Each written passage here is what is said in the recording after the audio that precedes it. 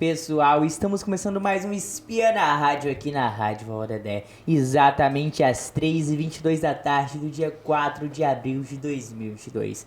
Hoje recebendo o Carri Costa, nosso convidado especial. Mas Carri, para te entrevistar, começar aqui com você hoje, nós temos João Lucas, e aí, pessoal? Eu aqui, Yamanduca Balbo e Pedro Linhares. Bom, primeiramente boa tarde, né? E Carri, conta um pouco pra gente como é que foi assim, o surgimento da arte, do teatro, da dramaturgia na tua vida. Primeiro, boa tarde a todos e todas. É bom estar aqui. Eu já havia ouvido falar bastante desse projeto e sabendo que ele comunica a todo mundo é muito interessante. Bem, eu comecei como os artistas começam na periferia da cidade, né? Eu comecei num bairro da Piedade. Na época era bem mais periferia, agora nem tanto. O período era 1983, 82, 83. Na realidade, eu pisei no palco pela primeira vez em 83 e de lá para 82 e de lá para cá não saí. E em 83 eu comecei um movimento no bairro da Piedade de teatro e ali foi a minha grande escola, uma escola maravilhosa, porque a gente era exatamente no período da abertura política e a gente estava ainda no mote de denúncias, ainda no mote de conscientização da população do que tinha ocorrido no Brasil naquela época, fazia parte das comunidades eclesiais de base. Isso a gente sempre, com essas ações, com esse entendimento, a gente despertou o senso crítico muito rápido e trabalhou muito espetáculos a princípio bem, digamos assim, conscientes, né? Dentro de uma consciência política, social, cultural. Então isso foi o que deu o pontapé inicial, o que me tornou um artista. E logo em seguida a gente precisa entender mais, né? Conhecer mais sobre o fazer teatral. E aí eu procurei a universidade, não tinha cursos universitários, tinha curso de tinha curso de extensão, né, que era no teatro universitário. Fiz o curso de artes dramáticas da Universidade Federal do Ceará.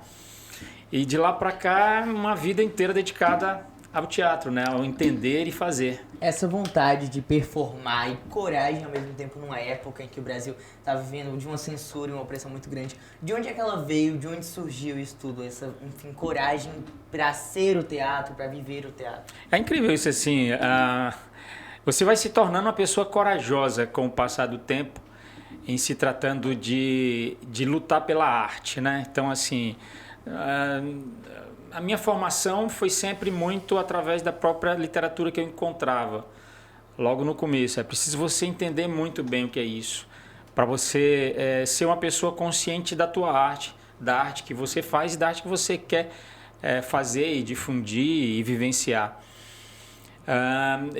Era preciso muito mesmo ter esse entendimento em todos os aspectos, principalmente caminhando por uma ótica mais libertária, dentro de uma postura mais revolucionária, digamos assim, fazendo questionamentos sempre muito contundentes nos processos de montagem daquilo que eu queria apresentar para uma plateia. E as coisas foram vindo assim, né? Ao passar do tempo a gente vai assumindo essa coragem, essa força, que é uma coisa... o pessoal diz assim, o teatro te escolhe. Cara, é uma escolha simultânea, porque é um dia atrás do outro, sabe? Uhum. É uma luta atrás da outra, é um dia seguindo em montagem e buscando a tua identidade junto à cultura do teu estado, ter as percepções fundamentais do que você quer para a tua carreira, entender que é uma carreira, também uma coisa muito preponderante, né? Você entender que é isso que você quer, é isso que você pretende da tua vida. Então esse ano eu faço 40 anos de teatro, eu nunca vivi de outra coisa que não fosse das artes cênicas, né? Então ou nela ou envolvido com ela e sempre de uma maneira muito reafirmo, corajosa. Uhum. E Carri, a gente está vendo aí 40 anos de carreira. Conta um pouco qual foi a importância desses 40 anos e como seria você assim sem o teatro. Existiria um Carri Costa? Acho que não, cara.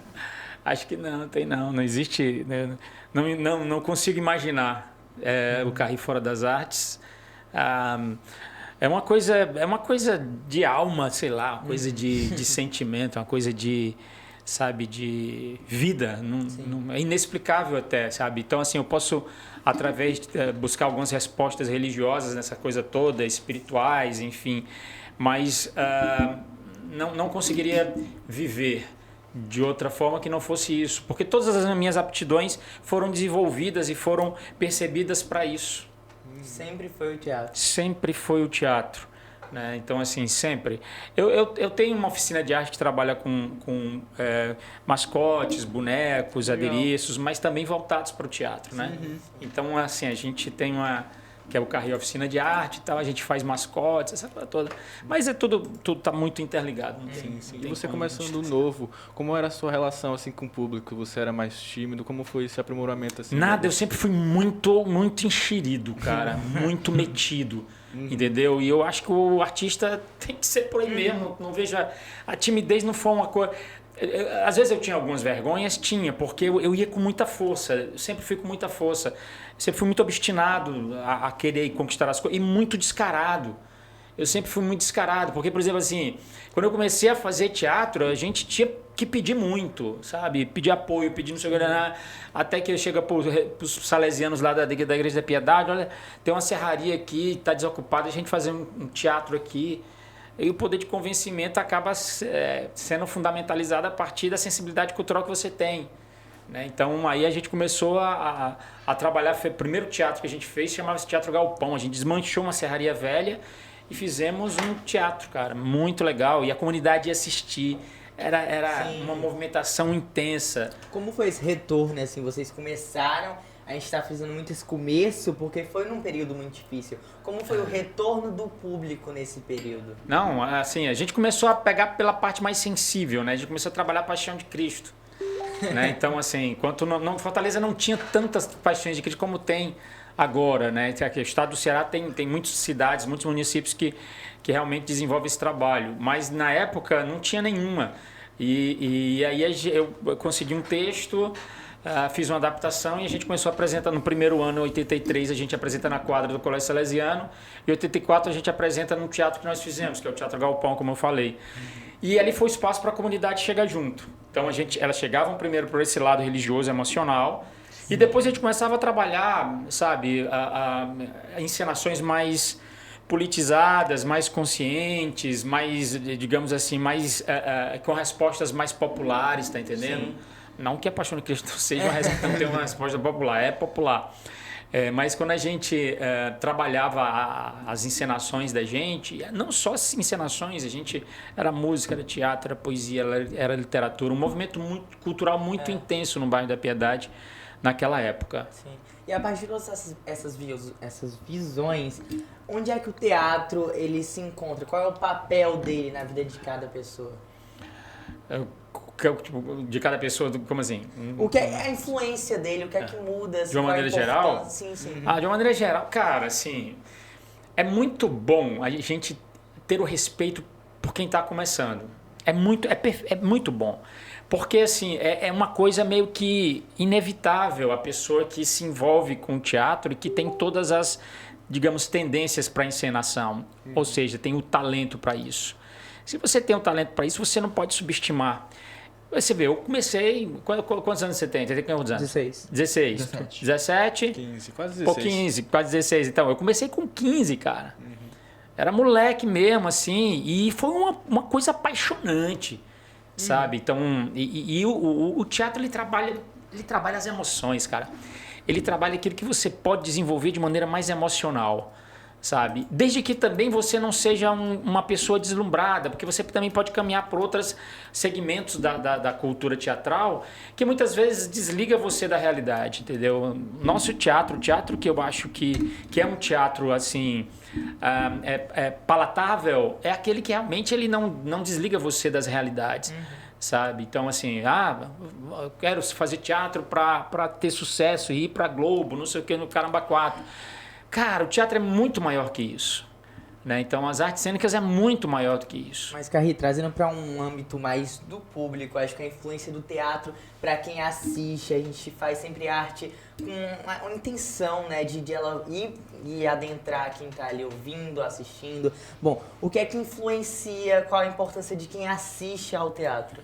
Você tá vendo uma história acontecer, ela é emocional, né? Ele trabalha a emoção. Quando você vê um audiovisual, uma novela, um filme, você tem uma parede ali que te separa daquela emoção, mesmo que seja também emocional. Mas quando você assiste aquilo ao vivo, você está vendo a respiração do ator.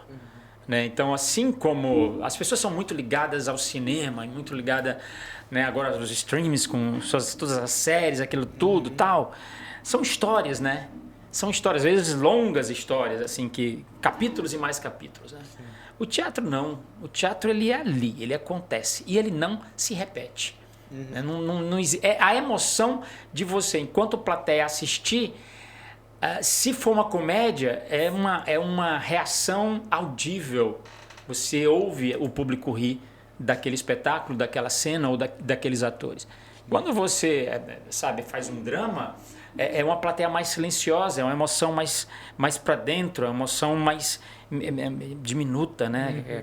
Mas assim, o público, quando o espetáculo ele eu digo entre aspas, bem feito, a pessoa não sai da mesma forma que entrou.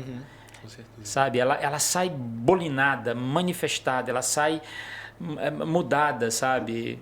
Seja comédia, seja drama, seja tragédia. E aí, atualmente, como está a situação do teatro aqui no Ceará? A gente viu que você tem 40 anos de carreira, então viu muitas pessoas, enfim, começando, terminando, mas atualmente como se encontra a situação do teatro no Ceará? Cara, a gente teve 2 anos terríveis, assim, para todos, e não podia ser diferente para as artes, né? Então, assim, o teatro agora ele está retomando, né?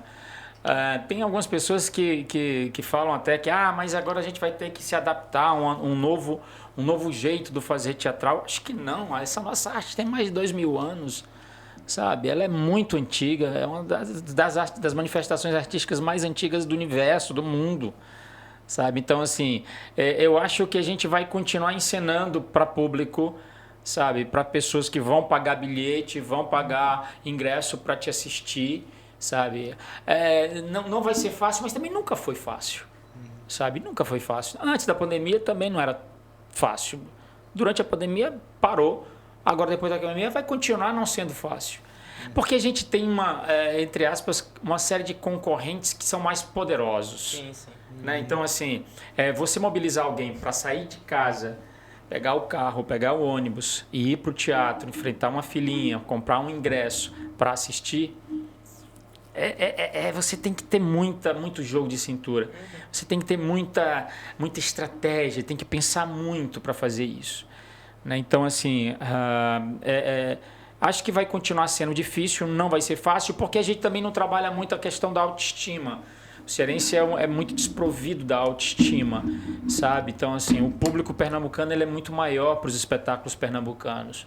O público baiano é muito maior para os espetáculos baianos, assim. O público cearense ele não é grande, ele não é muito grande, sabe? Houve até uma época que ele era bem considerável, né? Acredito que nos anos 90 nós tínhamos um público principalmente um público universitário. O público universitário está muito preguiçoso para ir para o teatro, sabe? Então, assim, aí fica a dever, sabe? Mal sabe de que aquilo ali... Ou então fica refém das mídias, né? Fica refém dos sucessos midiáticos, né? Que são efêmeros até. Então, assim, são poucos os artistas que são queridos e gostados pela cidade. Sim. Sabe? A gente vive num processo, em uma época, um século, enfim, um período em que as massas midiáticas, as redes sociais, elas estão bombardeadas pelo streaming, por filmes como Marvel, DC, isso tudo. Mas a gente às vezes não vê espaço para o teatro por conta de uma falta mesmo, assim, enfim, de divulgação de nós, do teatro. Não sei o que acontece, que ali dentro da internet some um pouco desse espaço. Como que o teatro poderia adentrar, enfim, fazer um pouco de barulho nesse meio? Eu acho que a gente precisa de intervenções do poder público, sabe? Eu acho que o poder público ele tem que ter uma participação é fortíssima nisso. Como assim? Bem, o poder público aqui no estado do Ceará, o governo do estado, ele tem uma TV, sabe? E é uma TV que não mobiliza as artes cênicas do nosso estado. Assim, então, assim, uma TV que poderia pensar uma divulgação direcionada, porque, querendo ou não, ela é uma TV que atinge todo o estado do Ceará e atinge toda a cidade de Fortaleza. Então, se ele mobiliza ações que fazem com que a divulgação dos espetáculos, de tudo que for de arte, esteja diariamente sendo direcionada nos comerciais, então a gente já ganha alguma coisa positiva aí. As mídias, as rádios, os jornais eles fazem bastante isso, sabe? A gente precisa fazer com que os meios de comunicação, seja a rede ou não, os mais convencionais, os mais novos, eles encampem isso, esse tipo de desenvolvimento ou então de fortalecimento da autoestima. É muito bom você sentir orgulho de ser cearense através daquilo que o cearense te expõe como obra de arte, entendeu? Seus pintores, seus poetas, sabe, seus atores, de uma maneira geral. Então, assim, eu acho que o poder público tem que ter uma força muito grande nisso. Ele pode ser um grande proponente, porque é ele que pode mobilizar as casas de espetáculos. A maior parte das casas de espetáculos aqui são do estado e do município. As grandes, pelo menos, né? Então, assim, uma campanha a nível estado de ir ao teatro é uma coisa... É porque geralmente se coloca muito na mão do artista. O artista já faz tanto, cara. Muito, que você nem imagina, assim. Você já tem que se virar nos 30 para poder viver disso e viver nisso, sabe? Então, o poder público poderia fazer muito mais. Eu falo isso porque eu sinto a necessidade. Eu acho que quando criança eu vi muito espetáculo de teatro ali no Dragão do Mar. A gente tinha uma abordagem maior do que esse tem hoje. Hoje em dia eu não tenho esse contato, mas eu sinto falta porque eu acho que, como, enfim, qualquer outro tipo de arte, ela tem que ser consumida, ela tem que ser vista e tem que ter um público ali. E muitas vezes tem um público que quer consumir a arte, mas que não sabe onde achar, enfim, não sabe onde procurar dela, sabe? O público não vai para aquilo que não sabe que está acontecendo. Pois é, a gente não tem comunicação, então não tem como adentrar lá. Então eu sinto uma falta muito grande. Mas a partir disso, a gente tá vendo um papo muito legal sobre essa autoestima do cearense. Ela vem de onde? O que a gente tem que entender, assim, como cearense? Cara, isso é uma coisa muito delicada em todos os aspectos. Tem uma elite cearense cafona pra carré, deixa pra lá. Mas tem uma elite muito cafona, sabe? Que prefere importar tudo. É uma coisa meio cultural, mas essa coisa meio cultural não dá respostas para isso, não dá justificativa para esse tipo de ausência de autoestima, né? No início do século passado, a elite mandava lavar as roupas, pegava os navios e mandava lavar suas roupas importadas em Paris, para você ter uma ideia. Né? Então isso é história, isso aconteceu mesmo. Então, assim, levavam meses para poder a roupa ir e voltar e eles usarem aquelas roupas, né? É simbólico isso até. A forma como o cearense até prefere pagar mais caro para assistir um espetáculo que vem de fora do que um local, sabe? É uma coisa bem contundente isso, sabe? E estranha, né? Então é uma questão realmente de... tem muito cearense que se achando bem inteligente, bem elite, acha brega a cultura cearense, sabe? A força da cultura cearense, né? O forró ou sabe, as garrafinhas de areia ou a renda, acha uma coisa meio pitoresca, sabe? Ou seja, são poucos assim, mas eu acredito que muita gente luta contra isso, sim. Tem muita gente fazendo releituras da nossa moda, fazendo releituras da nossa poética, sabe? Tem muita gente que também luta, mas assim, eu acho que a gente deveria ser um pouco mais forte nisso. E essas, enfim, peças, esses teatros, enfim, que relembram um pouco dessa cultura, eles devem falar do quê? O que é essa cultura cearense que a gente tanto deve valorizar? Eu tenho espetáculos que são bem... indiscutivelmente cearenses. Eu levo o Ceará para cima do palco, né? Então eu mostro o jeito como a gente fala, o jeito como a gente pensa, o jeito como a gente anda, o jeito como a gente, sabe, é crítico, é satírico. Então, as minhas comédias, eu trabalho comédia, eu sempre tive um público bom muito por conta disso, por trabalhar comédias. E é bem caracterizada por isso. Né, por essa força que a gente tem de mostrar o cearense e com muito orgulho, sabe? Algumas vezes a gente mostra o over, né, ou o excesso, para poder puxar o riso, né, puxar a graça, mas sempre com muita propriedade, sendo cearense com muita propriedade. Carri Costa, como dramaturgo cearense, o que te difere dos outros? Eu escrevo o Ceará e levo o Ceará para cima do palco, né? Então, assim, eu acho que é uma característica bem própria da gente. A gente tem um espetáculo que é o Titanic, que é uma sátira maravilhosa. A gente já levou mais de 1.200.000 pessoas para o teatro. A gente já teve em 12 estados da federação. E levando a cearensidade, sabe? E a gente esse espetáculo é o espetáculo há mais tempo em cartaz no norte e nordeste do país. E acredito que ano que vem a gente complete 25 anos sendo o maior espetáculo, o espetáculo mais tempo em cartaz no Brasil. Legal. Mais tempo ininterrupto, porque a gente não deixa de ficar em cartaz, né? A gente tem mudanças de elenco, lógico, mas tem um elenco que está há muito tempo, há mais de 15 anos nesse espetáculo.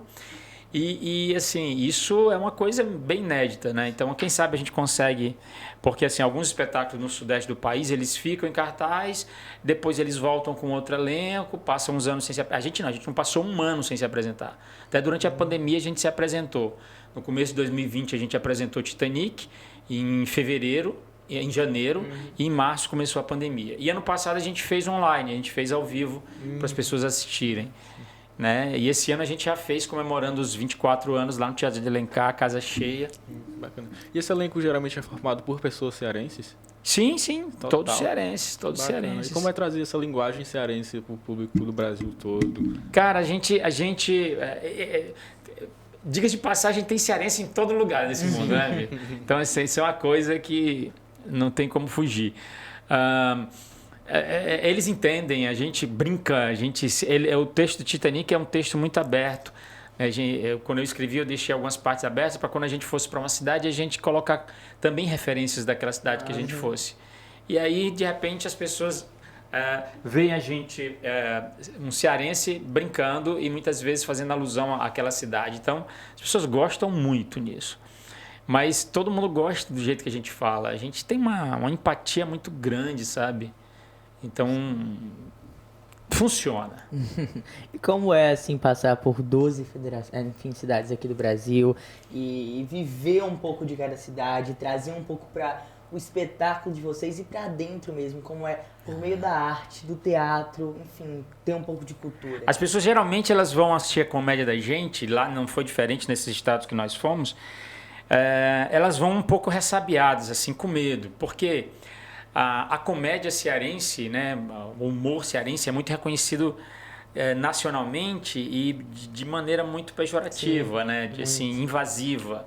Então, assim, o pessoal já vai... Só que a gente tem um conceito absolutamente diferente em se tratando de humor, em se tratando de molecagem cearense, de entendimento disso. Totalmente diferente do que as pessoas. Então, eles ficam muito surpresos, sabe? E saem... É interessante que é notório que quando eles vão um dia e depois vão no segundo dia ou vão no terceiro dia, levando mais gente, levando família.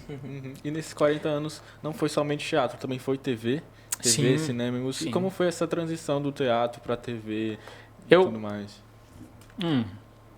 Interessante. Eu fui um dos primeiros atores cearenses a fazer comercial de televisão. Porque antes, isso na década de 80, não, década de 90, começo da década de 90, final da década de 80, começo da década de 90, as pessoas chamavam modelos para fazer comerciais de televisão, ou chamavam jornalistas, né, radialistas, alguma coisa assim. Atores não chamavam, atores locais não chamavam. Aí Poliana Moraes, que fez assim... Poliana Moraes é uma atriz, na época ela era bem gorda, ela fez as lojas Paraíso, foi contratada há anos e anos pela Lojas Paraíso, que era uma loja de móveis, de eletrodomésticos daqui da cidade. E eu fui contratado pelo Pão de Açúcar, né? Eu tive um contrato longo pelo Pão de Açúcar, então assim, eu fui um dos primeiros, mas assim, muito descarado, eu fui muito metido, não tinha nem sido chamado para o teste. Né? Porque eu nunca fui bonito, nunca tive os padrões, né, assim, de modelo, essa história toda. Mas eu sempre fui muito descarado, como já falei. Sabe? Eu cheguei lá, vim fazer o teste. Sabe? Aí O pessoal, eles não podiam dizer, não, você não pode, tal, foi muito engraçado isso. E aí eu vi aí quem estava fazendo o teste eram uns caras muito bonitos, modelos e tal, e eu fiquei sentado no meu cantinho, né? Só que eles eram muito amarrados, que a gente falava, né? Muito, muito duro, não eram muito naturais. Aí não deu outra, eu fiquei só olhando, deixa chegar a minha vez. Aí quando eu fui, já peguei o produto que eu tinha que oferecer, tal, já fui improvisando, não sei o que, não deu outra. Então eu comecei realmente, o audiovisual começou muito por aí, pelo comercial de televisão. Logo em seguida eu fiz uma seleção para um programa de televisão, que era o De Olho na Cidade, um programa da TV, uma emissora daqui, TV Cidade, exatamente. Era De Olho na Cidade o nome do programa. Eu fiz um personagem, que era um personagem que se vestia com roupa e paletó de rede e saía fazendo perguntas, entrevistas no meio da rua. Então eu passei mais de um ano, 100 e tantos programas, aí saí. Aí a gente começava também a fazer na época vídeos, né, VHS, né, não tinha equipamentos, né, como tem hoje, né, DVD não existia, então a gente fazia filmes e vídeos, que a gente chamava de vídeos e ficção e tal, então foi um grande experimento. Até eu chegar a participar de um longa-metragem, que foi o 15, né, participei desse longa-metragem, depois participei de outro longa-metragem também, de um diretor nacional aí, Sérgio Rezende, muito bom, Onde Anda Você, com atores muito conhecidos. E aí fui fazendo pontas nesses filmes, né? Até que em 2009 eu fiz um protagonista num curta-metragem, O Alto da Camisinha, né? E aí nesse ínterim também eu fiz um programa de televisão que chamava-se Turbulência na TV Diário, um programa muito engraçado, voltado para comédia também.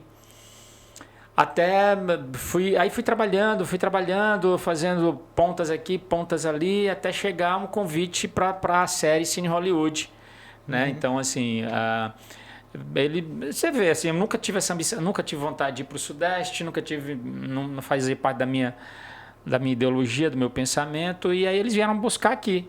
Eu e Solange Teixeira, né? A gente faz um casal de bodegueiros, eu faço o Lindoso e ela faz a Belinha da série da Globo, do Cine Hollywood. E foi uma experiência fantástica, eu nunca tinha feito série, né? Então,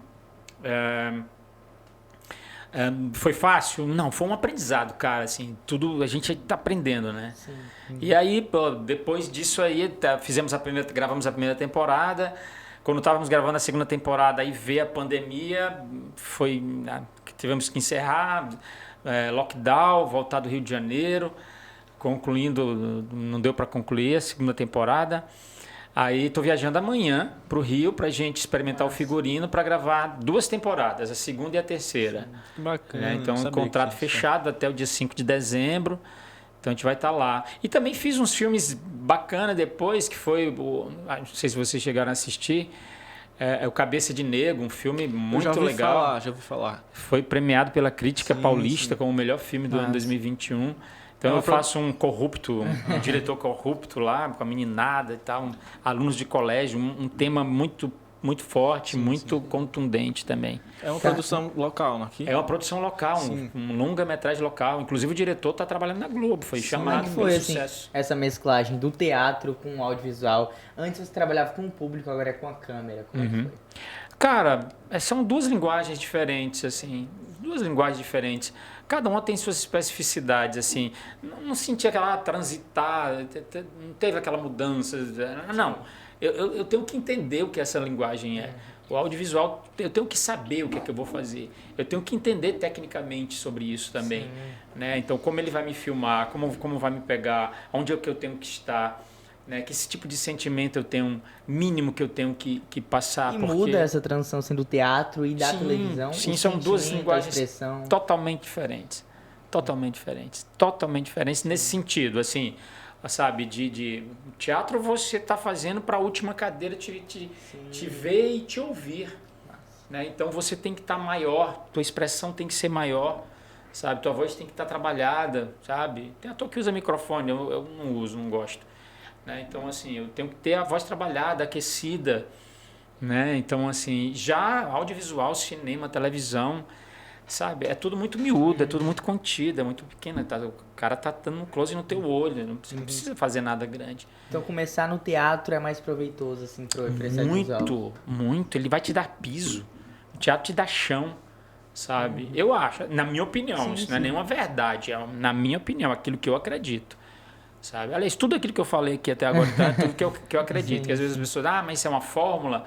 Não, é aquilo que eu acredito, é a minha verdade. Sim, sim. Nossa. E como foi se assistir? Porque no teatro você meio que se assiste, mas você não se vê e tudo mais. E você tá lá na televisão, você tá lá no streaming. Eu acredito que essa série que você fez esteja no streaming, alguma coisa assim. Tá no Assim, Globoplay. Você pode se assistir a qualquer momento. Como é assim se assistir, se autoanalisar e tudo mais? Cara, é estranho. Assim, eu não gosto muito de me assistir, não.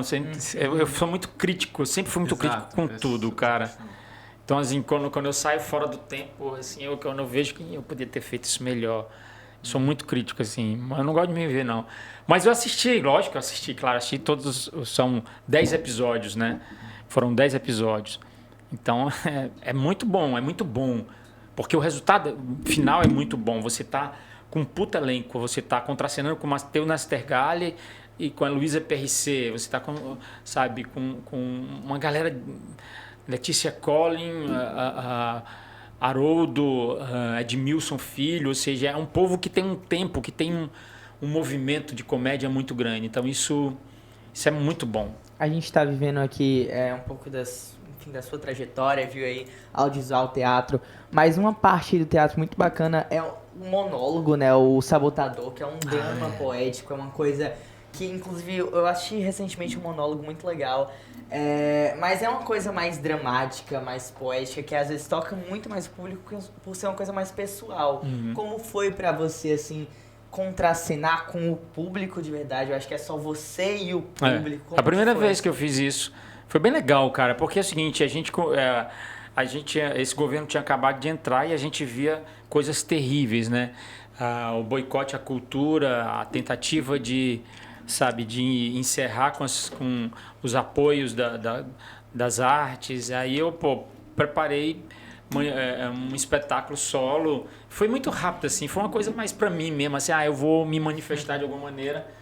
E aí eu fiz fiz isso, foi legal, o resultado muito bacana, é diferente pra caramba. Eu não gosto de estar só no palco, eu poderia já ter feito isso, comédia, monólogos assim de comédia, mas eu gosto de contracenar, eu gosto de estar em cena com muita gente, sabe? Era um monólogo poético, né? Então assim, eu peguei poesias de guerrilheiros do Araguaia, de poesias bem fortes, sabe? Tinha uma poesia linda, né? Foi dedicada a Marielle Franco foi muito emocional, foi bastante emocional. Falava disso, da tentativa de enterrar as artes, né? Da tentativa disso, de acabar com a manifestação artística, de encerrar com tudo aquilo que podia mobilizar a emoção humana através das artes, né? Que legal. E falando um pouco sobre essa coisa da interação humana que acontece no teatro ali, ao vivo, enfim, totalmente como tem que ser, porque é o momento. Conta um pouco pra gente como que é, assim, subir no palco e lidar com o outro, lidar com outro corpo, outro sentimento, outra voz. A magia do teatro é essa, né? Quando eu acho que se o ator só consegue realmente entender e ser entendido nas artes cênicas, na encenação, se ele realmente perceber que ele precisa deixar uma dele num canto e deixar uma outra entrar, né? Então assim, é o ápice da generosidade, sabe? É como você realmente se coloca num canto de você mesmo, né? Então, tem várias estrelas num único espetáculo, entender um pouco que não é só você, né? O espetáculo é composto por muitas pessoas. Sim. Então, Mas você enquanto artista, você enquanto personagem, você vai ter que também abrir mão de você para aquele outro personagem surgir, para o teu personagem surgir. Porque é uma voz diferente, é uma emoção diferente, é um jeito de andar diferente, é um jeito de pensar diferente, são falas que você não falava comumente, né? Então, assim, isso é muito genial, cara. É um exercício de humildade profunda, né? E aí quando você tem vários atores que fazem isso, estabelece o ritmo do diálogo, da conversação, né? A coisa mais generosa do mundo é um ator que fala e o outro que cala. Depois o outro fala e você cala, sabe? E nessa soma de tudo, vocês todos mostram uma história. Né? Mostrar a história, encenar uma história, contar aquilo. Que o público vai interpretar, vai entender como ele quiser.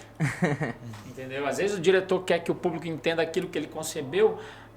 Leseira isso, bobagem. O público sai do espetáculo teatral com aquilo que ele quiser entender, da forma como ele entender.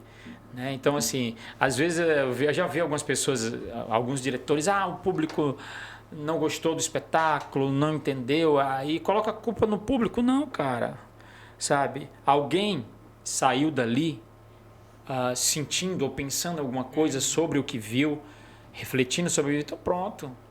Sabe? A gente não tem esse direito, enquanto diretores, de cobrar da plateia o entendimento que você queria passar. Enfim, 40 anos, de 82 a 2022, o teatro mudou ou continua o mesmo? Ele tem as mudanças, sim, sabe? Como teve mudança dos anos 30 para os anos 40, dos anos 40, dos anos 60, dos anos 70, ele vai se mudando, ele vai se... Sabe? Agora a gente tem uma tecnologia que nos ajuda muito, né? Então, assim, para a gente conseguir divulgar os espetáculos nos anos 90, nos anos 2000, a gente só faltava se humilhar nos jornais, pedir as coisas, matéria e tudo. Agora está muito fácil você divulgar. Né? Então, e além disso, né, também, assim, a tecnologia ajuda também a gente a fazer um cenário, sabe? Então é muito mais fácil você escrever um texto e fazer aquele texto chegar para os atores. Você tem ensaio online, quer dizer, isso é muito interessante, sabe? A primeira leitura pode ser online, obviamente no ensaio não vai dar para você fazer, tem que fazer presencial, né? Mas, então tem essa mudança. Algumas alterações de interpretação, elas acabam acontecendo, sabe? Vão sempre acontecer. Na década de 30, os atores encenavam com um R muito puxado, uma coisa muito forte, aquela coisa, né, que a gente chama de canastrão hoje, mas era a maneira de se interpretar naquela época, né? Então se falava muito daquele jeito, daquele formato. E com o passar do tempo, as coisas vão realmente... Você não pode achar que no meu tempo era assim, no teu tempo. O tempo é o que você está agora. Sabe? Se enquadre, se encaixe. E você já teve que, assim, deixar muito de lado o Carrie Costa pra adentrar em algum personagem? Sim, vários. Assim, eu faço uma personagem que é a Kika. A Kika é do personagem As Vizinhas. Ela é uma senhora e que para mim é a que mais dá trabalho montar, porque ela tem um andar específico, ela tem uma curvatura de corpo específica, ela tem uma voz específica, né, dela, não é minha. Então, assim, ali é muito difícil, porque ela requer muito do meu corpo, né? Então, como ela requer muito do meu corpo, eu termino exausto pra caramba aquele espetáculo, né? Então, As Vizinhas, ela é a que mais exige de mim. Como concilia tantas personalidades e depois voltar pro Carrie Costa? Não é muito complicado não, sabe? Quando a gente vive no meio disso, no audiovisual é mais difícil do que no teatro. Sim. No teatro, porque você fazer aquele personagem todo final de semana durante 3, 4 meses, sabe? Então você começa a ter dispositivos mais fáceis para você, sabe? Quando você tira a roupa, que você guarda, que você tira a maquiagem, sabe? Aí você volta, né? Mas que fica algumas consequências, fica ainda, sabe? O corpo fica doído, sim, porque você não está numa postura que é só sua. Por isso que se você não aquecer, vai ficar pior. Se você não aquecer a voz, você vai ficar rouco, entendeu? Então, assim, você precisa estar preparado fisicamente para fazer o teatro, para fazer a encenação. Não é chegar e fazer, não. Né? Por exemplo, agora eu gravei um curta, acabei de gravar tem uma semana, e eu faço um bandidão da porra. Um bandidão danado que só arma em punho para sequestra uma grávida e tenta tirar dela o dinheiro através dos cartões. Então, tem cenas que são bem fortes, né? Ali, essa cena de drama é mais complicadinha. Porque eu preciso estar preparado para aquela emoção, meu personagem precisa estar muito condensado para aquela emoção. E para voltar... é mais dificilzinho, sabe? Assim, tem que respirar bacana, tem que respirar, sabe? Para aquela emoção se diluir, para aquela força toda, aquele impactante diluir. Mas no pessoal, isso te ajuda com tuas emoções, com lidar com elas? Sim, sim. Eu confesso a você, assim, que o Carri ele se envolve muito bem, ele entende muito bem isso, né? Então, por entender muito bem isso tudo, ele consegue, sabe, se diagnosticar no meio daquilo tudo, sabe? Então, assim, não deixar interferir psicologicamente, não se deixar, sabe? Não se deixar ser balanceado psicologicamente por uma encenação ou por um personagem, né? Então, muito pelo contrário, até de uma certa forma todos ajudam de alguma maneira ao Carri. Todos os meus personagens me ajudaram, sabe? Porque eles são entendíveis. Eu tenho que entender, eu faço um marginal, eu tenho que entender, eu tenho que perceber, eu tenho que colocar toda a verdade, tenho que impulsionar toda a verdade. Carri, você vai perguntar? Sim, eu ia perguntar uma coisa. É porque na atuação a gente tem muitos métodos de atuar, de passar aquela arte pro público e tal. Eu esqueci o nome desse método, mas eu quero saber se você já entrou em algum método assim de atuação. A gente tem métodos, esqueci o nome, como eu disse, de pessoas, atores que entram realmente no personagem até mesmo fora das câmeras, uma coisa assim, até fora do público, o público não tá vendo, mas a pessoa entra no personagem, a pessoa quer ser chamada pelo nome do personagem, a pessoa te trata... A gente viu até o caso do Coringa que se matou, né? Tipo, o cara que tava interpretando o Coringa no filme, ele se suicidou depois de um tempo por não conseguir se, enfim, dissolver do personagem. Tirar ele adentrou tanto no mundo não sei se foi dele. por esse motivo, não, mas enfim... Eu acho que influenciou por conta do peso do personagem, enfim. Mas é uma coisa assim. Porém, eu quero entender se você já usou algum método desses e se você já trabalhou com gente que usou esse método e como você lida com eles e tudo mais. Não, nunca trabalhei com... Eu conheço alguns métodos assim. Os métodos, para mim, eles me ajudam a ter um entendimento daquilo que posso fazer, sabe? Mas eu não sou muito seguidor de método, não, sabe? Eu não sou... Eu busco, sei lá, o meu método, não sei, a minha forma de perceber um personagem, de construir o meu personagem, de construir aquela personagem, sabe? Então, mas não sou muito adepto não de métodos, mas eu conheço, assim, tem preparadores de elenco que são muito... Eu tenho uma preparadora de elenco lá na Globo, que eu não peguei ela, mas o pessoal conta que ela é... Não me lembro o nome da menina, da senhora, mas diz que ela é muito forte. Ela faz com que o ator se desmanche, assim, e viva isso no treinamento. Porque, assim, para a gente fazer qualquer coisa, a gente tem um treinamento. Nós passamos por um treinamento de 1 mês e meio para gravar a primeira temporada. Sim. Na segunda temporada, quando a gente começou, que foi interrompida, a gente teve umas 2 semanas de treinamento. Então, a gente tem para reconhecer todo o elenco, e aí trabalhar algumas técnicas de interpretação para o audiovisual, então essa coisa toda.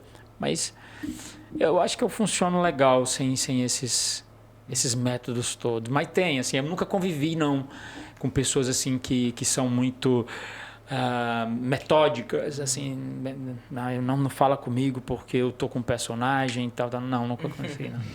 Carri, eu tava lá na entrada esperando enquanto eu conversava com o Caio Kinderé e ele me contou que você recebeu o troféu Carlos Câmara. Sim. E eu lendo aqui, eu percebi que é a maior honraria do teatro cearense. Eu queria saber pra você como é receber este título. Cara, legal, sabe? A gente viu na história do teatro cearense, muita gente que representa o teatro cearense receber. Então, quando você é indicado, que você recebe, dá uma emoção profunda, né?